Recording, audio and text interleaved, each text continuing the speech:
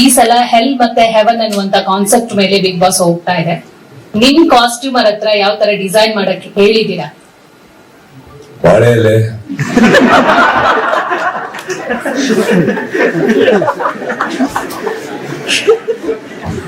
ನಾವು ಓಕೆ ನೋಡಕ್ಕೆ ಅದೇ ಥಂಬ್ನೇಲ್ಸ್ ಆಗೈತೆ ಈಗ.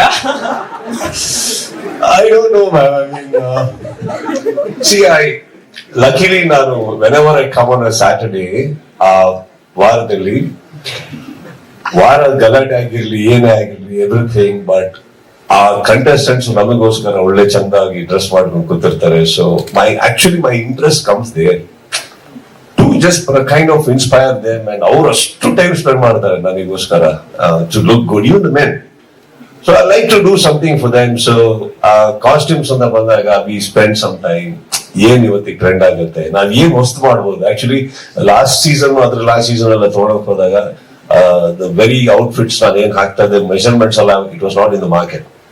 So I got it in somehow, and designers or Papa, they put in a lot of effort to make me feel nice and good. And ಈ ಸತಿ ಏನೋ ಹಾಕಿದ್ದಾರೆ, I'm quite excited. ಅವ್ರು ಹಾಕಿರೋ ಮೆಷರ್ಮೆಂಟ್ಸ್ ಅದೆಲ್ಲ they have done. And frankly speaking, we men have very minimal options.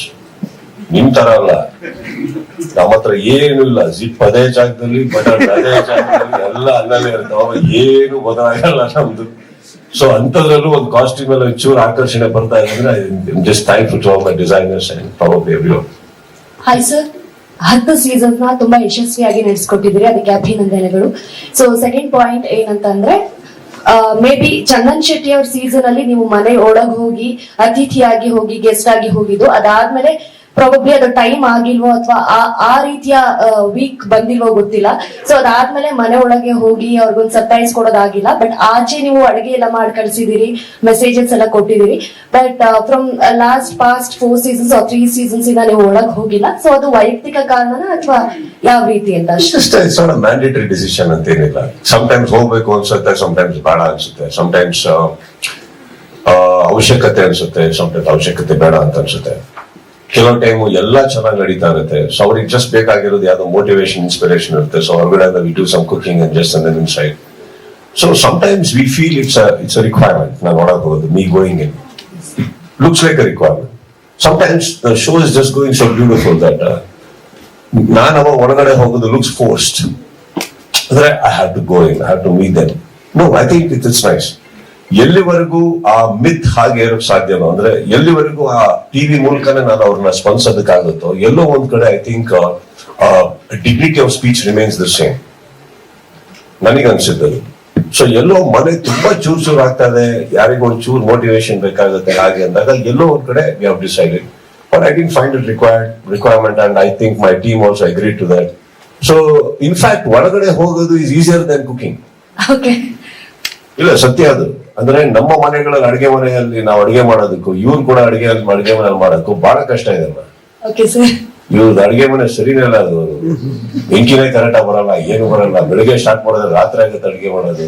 ಅದ್ರ ಮುಂದೆ ನಾನೇ ಲಾಸ್ಟ್ ಸೀಸನ್ ಹೇಳಿದೆ, ಆಗುತ್ತೆ ಒಳಗೋಗಿ ಬಂದ್ಬಿಡ್ತೀನಿ ನಾನು ಬೇಡ ನನಗೆ ಅಂತ. But I think on both the things, whether I go inside or cook, it's only for the contestants, only to make them feel that they are loved. And ನಾವಿದ್ದೀವಿ, ನೀವು ನೋಡ್ತಾ ಇದೀವಿ, ನಾವು ಇದ್ದೀವಿ ನಿಮಗೆ ಅನ್ನೋದಕ್ಕೋಸ್ಕರ I think we do that. So ಅಂದ್ರೆ ನೀವು ಅವಾಗ್ಲೇ ಹೇಳ್ತಾ ಇದ್ರಿ ಬಾಳೆ ಎಲೆಯಲ್ಲಿ ಬರಲ್ಲ ಅಂತ. ಮೇ ಬಿ ಬಾಳೆ ಎಲೆಯಲ್ಲಿ ಏನಾದ್ರೂ ತುಂಬಾ ಸೀರಿಯಸ್ ಆಗಿ ತಗೊಂಡ್ಬಿಟ್ರಿ. ಫಿನಾಲೆ ಬಂದಿತ್ತಲ್ಲ, ಅದು ಫಸ್ಟ್ ಇದ್ರಲ್ಲೇ ಬಂದ್ಬಿಡುತ್ತೆ. TRP ಹೈಯೆಸ್ಟ್ TRP ಫಿನಾಲೆಯಲ್ಲಿ ಬಂತು ಅಂತ ಹೇಳ್ತಿದ್ರಲ್ವಾ, ಸ್ಟಾರ್ಟಿಂಗ್ ಅಲ್ಲೇ ಬಂದ್ಬಿಡುತ್ತೆ ಅನ್ಸುತ್ತೆ. ಬರೀ 8 to 3 ಅಂತ ಹಾಕಿದ್ದಕ್ಕೆ ಸಾಹೇಬರು 3 ಕ್ವಶನ್ ಕೇಳಿದ್ರು. ಹಿಂಗ್ ನಾನ್ ಬಾಳೆ ಎಲೆಯಲ್ಲಿ ಬಂದೆ ಕೇಳಿದ್ವಿ, ಇಲ್ಲಿ ಚೇರ್ ಹಾಕೋತಾರೆ ನೆಕ್ಸ್ಟ್. ಬನ್ನಿ ಸರ್, ಏನ್ ಪ್ರಮೋಟ್ ಮಾಡ್ತಾ ಇದ್ದೀರಾ ನೀವು? ಸುದೀಪ್ ಸರ್, ಇನ್ನೊಂದು ನಂದು ಮೈನ್ ಕ್ವಶನ್ ಕೇಳಿಲ್ಲ. ಅಂದ್ರೆ ನನ್ನ ಬಾಳೆಯಲ್ಲಿ ಎಷ್ಟು ಡಿಸ್ಟರ್ಬ್ ಮಾಡ್ತಾರೆ, ಮೈನ್ ಕ್ವಶನ್ ಬಿಟ್ಟಾಗ್ಬಿಟ್ಟು. ಯಶ್ ಮಾ, ಏನ್ ನೋಡ್ತೀನಿ ತಲೆಯಲ್ಲಿ? ನೀವು ಬಾಳೆ ಅಂದ್ರೆ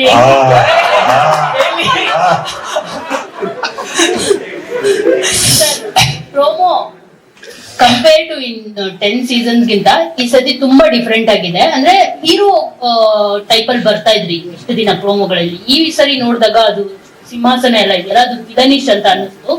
ಅಂದ್ರೆ ಹೋದ್ ಸೀಸನ್ ಅಲ್ಲಿ ನೀವು ತುಂಬಾ ಕ್ಲಾಸ್ ತಗೊಂಡಿದ್ರಿ ಕಂಟೆಸ್ಟೆಂಟ್ ಗಳಿಗೆ ಅವ್ರು ತಪ್ಪು ಮಾಡಿದಾಗ. ಈ ಸತಿ ಇಲ್ಲಿ ನಾನು ಹೀರೋ ಆಗಿ ಬರ್ತಿಲ್ಲ, ವಿಲನ್ ಆಗಿ ಬರ್ತೀನಿ, ಇನ್ನು ಏನಾದ್ರು ತಪ್ಪು ಮಾಡಿದ್ರೆ ಸಖತ್ ಕ್ಲಾಸ್ ತೆಗಿತೀನಿ ಅನ್ನೋ ತರ ಇದೆ. ಅಂದ್ರೆ ಹೆಲ್ ಅಂಡ್ ಹೆವೆನ್ ಕಾನ್ಸೆಪ್ಟ್ ಇರೋದ್ರಿಂದ, ರೈಟ್? ಯಾಕೆ ಆ ಪ್ರೋಮೋ ಆ ಟೈಪ್ ಅಲ್ಲಿ ಶೂಟ್ ಆಗಿದೆ? ಇಲ್ಲ ಕ್ಲಾಸ್ ಆಗಿ ಬರೋದಕ್ಕೂ ಆಕ್ಚುಲಿ ನೆಕ್ಸ್ಟ್ ನೋಡಕ್ ಹೋದ್ರೆ ಅವರು ಕಾನ್ಸೆಪ್ಟ್ ಮೇಲೆ ಹೋಗಿದ್ದಾರೆ ಈ ಸರಿ. ದಿ ಕಾನ್ಸೆಪ್ಟ್ ಆಫ್ ಸ್ವರ್ಗ ನರ್ಕ. ಸೊ ಅವ್ರ ಆತರ ಮಾಡಿ ಬೇಕು ಒಂದು ಹೆವೆನ್ ಅಂಡ್ ಹೆಲ್ ಅದೇ ಫೀಲ್ ಅಲ್ಲಿ ಇರ್ಲಿಲ್ಲ ಅಂದ್ಬಿಟ್ಟು ದೇ ಹ್ಯಾವ್ ಡನ್ ದಟ್ ಅಷ್ಟೇ, ಏನೇನಿಲ್ಲ. ಸುದೀಪ್ ಸರ್ ಇಲ್ಲಿ sir actually last press meet ಅಲ್ಲಿ ನನ್ನ ಪ್ರಶ್ನೆ ಕೇಳಿದಾಗ ಉತ್ತರ ಕೊಟ್ಟಿದ್ದೆ. ಅಂದ್ರೆ ಫೇವರೇಟ್ ಸೀಸನ್ ಗೆ ನಿಮ್ಮ ಹತ್ರ ಉತ್ತರ ಇತ್ತು, ನಾಟ್ ಸೋ ಫೇವರೇಟ್ ಸೀಸನ್ ಗೆ ಉತ್ತರ ಇತ್ತು. So season 10 actually high rated ಅಂದ್ರೆ ತುಂಬಾ ಟಾಪ್ ರೇಟೆಡ್ ಆಗಿ ಬಂದಿದೆ. ನಿಮ್ಗೆ ಯಾವ ರೀತಿ ಎಕ್ಸ್ಪೀರಿಯನ್ಸ್ ಕೊಟ್ಟಿದೆ ಅಂತ ಈ ಒಂದು season? I think Prakash and team, Prashanth and team, Sushmaji, I think they walked in. ಅವರು ಒಳಗಡೆ ವಾಕ್ ಮಾಡಬೇಕಾದ್ರೆ ಫಸ್ಟ್ ಸೀಸನ್ ಅವ್ರಿಗೆಲ್ಲರಿಗೂ ಫಸ್ಟ್ ಸೀಸನ್ ಇದೆ. I think the intention was very high. The adrenal rush they walked out ತುಂಬಾ ಹೈ ಇತ್ತು. I think 10 season success. 10th season ಇವಾಗ for example let me tell you sir, normally TRP rating, however you term it, graph ಅಲ್ಲಿ ಹಿಂಗ್ ಹೋಗ್ತಾ ಇರ್ತದೆ. But if you realize this time inaugural episode opened up with a very high number, never before. That is something ನಮ್ಗೆ ಯಾರಿಗೂ ಅರ್ಥ ಆಗಲಿಲ್ಲ. Normally ಹೋಗ್ತಾ ಇಷ್ಟ ಆಗಿ ರೇಟಿಂಗ್ ಜಾಸ್ತಿ ಆಗ್ಬೋದು. But this time the opening itself was so good. I think that shows a lot of love people have towards the show. Also ನಾನು ಚಕ್ರಿ ಕೂತ್ಕೊಂಡು ಮಾತಾಡ್ಬೇಕಾದ್ರೆ ಐ ಥಿಂಕ್ ಸಮ್ವೇರ್ ನಾನು ಫಸ್ಟ್ ಅವ್ರಿಗೆ ಕೇಳಿದ್, ಈ ಒಂದೊಂದು ವರ್ಷ, ಈ ಒಂದು ವರ್ಷದಲ್ಲಿ ನಾನೇನಾರ ಮಾಡಿದ್ನ, have I done something nice that you know that just people want to see you so much? Because inaugural ಅಷ್ಟು ರೇಟಿಂಗ್ ಬರೋದು, these people are here, the marketing people, it's next to impossible, that kind of opening. See, there will be big numbers after the people start getting involved. ಒಳಗೆ involve ಆದ್ಮೇಲೆ, the contestants ಇಷ್ಟ ಆದ್ಮೇಲೆ ಎಲ್ಲಾದ್ರಲ್ಲೂ.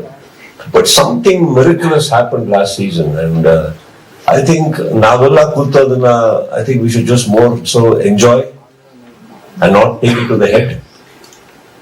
And ನನ್ನ ಪ್ರಕಾರ ಅದರ extra additional responsibility ಅಲ್ಲ sir ನನಗೆ, because I think ನಾವು ಫ್ಲೋ ಹೋಗೋದು ಕಲಿಬೇಕು ಯಾವಾಗ್ಲೂ. So success or failure is just around the corner. You don't know when it comes. So I think you should just go with the flow. Give the credit to Prakash and team, Sushmaji, Prashant. I think they have done a great job. ತುಂಬಾ ಅದ್ಭುತವಾಗಿ ಮಾಡಿದ್ದಾರೆ. In fact, ಬಿಡದಿಯಿಂದ